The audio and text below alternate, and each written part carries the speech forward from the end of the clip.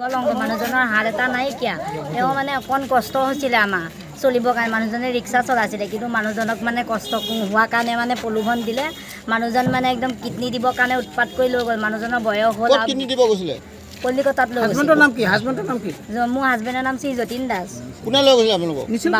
বাবুল বুলি কয় বাবু এইখিনিত কোনখিনিত যিজনে কিডনি দিছিলে গাঁওখনৰ নাম কি বাবুলৰ তাৰপিছত কি হ'ল কওক তাৰপিছত মানুহজনক লৈ গৈছিলে তাৰপিছত মানুহজনৰ বয়স বেছি হোৱা দেখি মানে প্ৰলোভন কৰি মানুহজনক কথাটো কৈ আছিলে কৈ থাকোঁতে মোক কৈছে কি হেৰি তোক দিব এতিয়া মই তাৰপিছত মোক কি উপায় নাপায় মানে তাতে মানে দালাল থাকে যে দালালৰ মানুহে মোক ক'লে কৈছে বৌ আপোনালোকৰ হ'ল মই কৈছোঁ নাই হোৱা কৈছে বোলো মানুহজনক দিব আহিলে মানুহজনে এতিয়া বয়স বেছি হোৱাৰ কাৰণে মোৰ কথা ক'লে তাৰপিছত মোক কৈছে আপোনালোকৰ চিনাকি মানুহ আছে নেকি মোৰ দেউতাৰ নম্বৰটো মুখস্থ আছিলে মানুহজনে মোবাইলটো দিলে আঁতৰলৈ আহি পেলাই মানে চিভিলৰ সেইখিনিত আহি মই ফোন কৰি দেউতাক ক'লোঁ মা ইমাৰ্জেঞ্চি তই বোলো বাবা তই কবি মানুহজনীক ৰাতিকৈ ফোন কৰি সি ইতিমধ্যে সেই যিজনে দিছে লৈ গৈছিলে সেই ল'ৰাজন মানে কিডনি দিছে আৰু মানুহজন চিভিলত আছে আৰু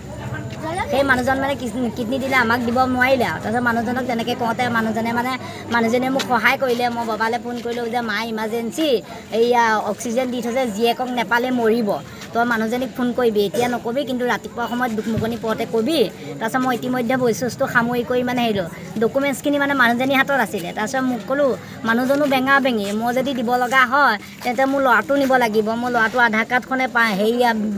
এই বাৰ্থ চাৰ্টিফিকেটখনে আহিছে মই চাওঁ দিয়কচোন ডকুমেণ্টছখিনি তাৰপৰা তেনেকৈ ক'লোঁ বোলে নাই ডকুমেণ্টছখিনি আকৌ আপুনি বোলো নাইকিয়া মই ডকুমেণ্টছখিনি নিদিলোঁ বোলো মই ডকুমেণ্টছখিনি নিদিওঁ এইফালে ইতিমধ্যে আত্মসহায়ক গোটৰ পৰা মোক পইচা লোৱা কথা আছিল মই ছেক্ৰেটৰী নে কি আছিল আমি না আমাৰ এইবিলাক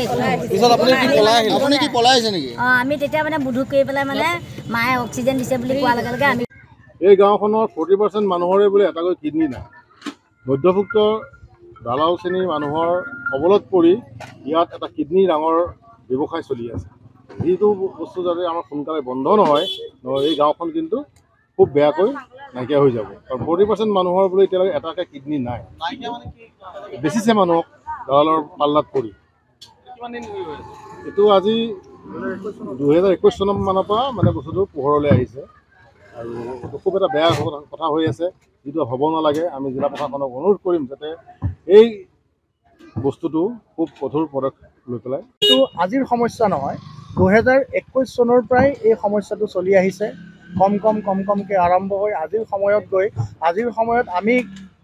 গম পোৱা মতে এই হোচ কৈবত্ৰ গাঁৱৰ 40% মানুহৰ হয়তো কিডনি নাই গতিকে সেইটো সঠিকটো ক'ব নোৱাৰিম কিন্তু কথাটো হ'ল কি আমি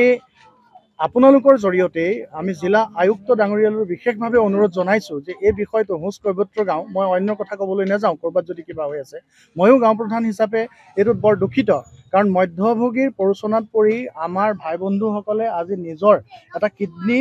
বিক্ৰী কৰি এক মানে সমস্যালৈ তেওঁলোকে গতি কৰি আছে মৃত্যুৰ পথলৈ তেওঁলোকে গতি কৰি আছে সেইটো কিন্তু তেওঁলোকে জনা নাই গতিকে মই আশা কৰিম আপোনালোকৰ জৰিয়তে মই প্ৰশাসনক আয়ুক্ত ডাঙৰীয়াক মই আন্তৰিকভাৱে তেওঁলোকৰ ওচৰত আশা কৰিম যে তেওঁলোকে ইয়াৰ ওপৰত এটা বৃহৎ পদক্ষেপ গ্ৰহণ কৰি এই সমস্যাটো মষিমূৰ কৰে ধন্যবাদ।